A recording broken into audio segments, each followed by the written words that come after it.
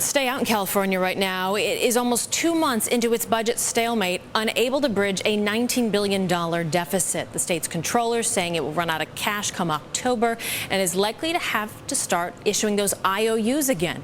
To the public contractors, this could happen in the next few weeks. On Monday, California's legislature passed a bill to allow IOU recipients to use them to pay state fees and taxes if those warrants are then issued.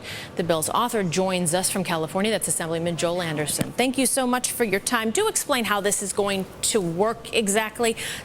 So someone receives an IOU and they can then use it for a bill they've received.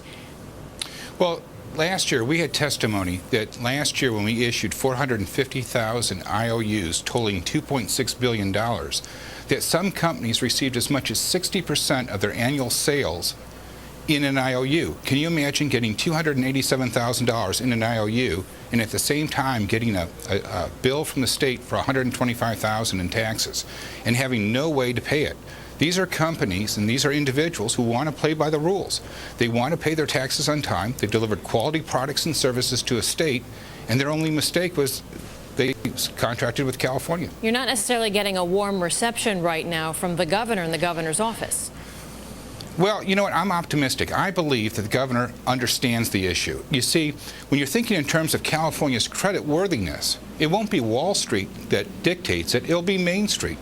If the governor doesn't sign this bill into law, what he's effectively told investors is, we're such a deadbeat state that we don't even trust the bad paper that we've issued.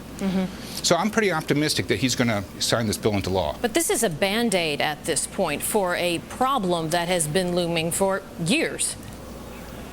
You know what? I've never said that the bill fixes the problem. What it does is it mitigates the damage from not having a budget on time. You know, we have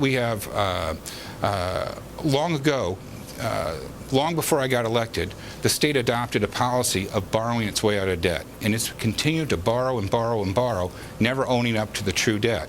And now we see a new escalation with forced borrowing. The IOUs are nothing more than a forced borrowing on the citizens. And what I want to do is I want to protect the taxpayers who want to continue to play by the rules and allow them an avenue to pay their taxes and fees to the state without having to go into debt. Okay, you have furloughs back, a $19 billion budget deficit, and you also essentially have a lame duck governor. So how much progress can really be made in the next 4 months?